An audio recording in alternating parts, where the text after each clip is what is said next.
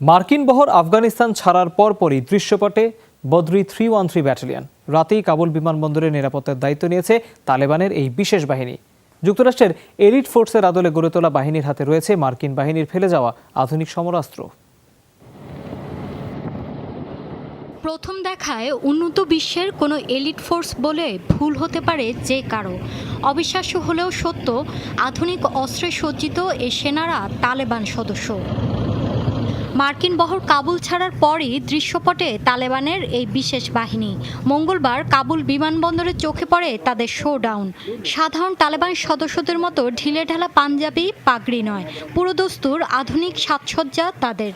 চোখে night vision goggles, গায়ে bulletproof jacket আর হাতে M4-এর মতো অত্যাধুনিক রাইফেল। প্রায় সব কিছুই বিভিন্ন সামরিক ঘাঁটি থেকে দখলে নেয়া। সাজ পোশাকে আধুনিক হলেও বদরি 313 ব্যাটালিয়ন সদস্যরা তালেবানের বিশ্বাসে অবিচল। বদরি ফোর্সের সদস্য হওয়ার জন্য অবশ্যই মুস্তাশিদ বা আত্মঘাতী যোদ্ধা হওয়ার মনোভাব থাকতে হবে। আমরা দেশ জাতির নিরাপত্তায় শহীদ হতে প্রস্তুত। নিজ প্রাণের তুলনায় আমাদের কাছে এই ইউনিটের মূল্যবোধ বেশি গুরুত্বপূর্ণ। ইসলামী ইমারত। যুদ্ধের ময়দানে আত্মঘাতী বা সম্মুখ যোদ্ধাদের এক কাতারেই ফেলা হয়। তারা সবাই শহীদ।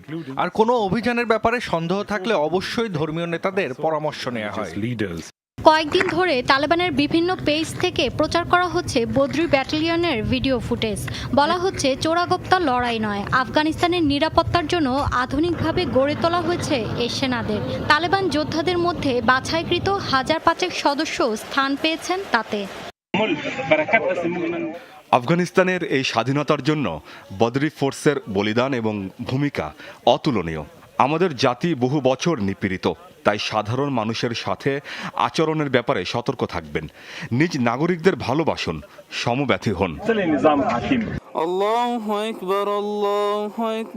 1400 বছর আগে ঐতিহাসিক বদর যুদ্ধে মাত্র 313 জন সাহাবীকে সাথে নিয়ে যুদ্ধে নামেন মহানবী হযরত মুহাম্মদ সাল্লাল্লাহু আলাইহি ওয়াসাল্লাম। বলা হচ্ছে সেই ঘটনার স্মরণে বিশেষ বাহিনীর নাম বদরি 313 রেখেছে তালেবান। মৌলি ইসলাম, যমুনা নিউজ।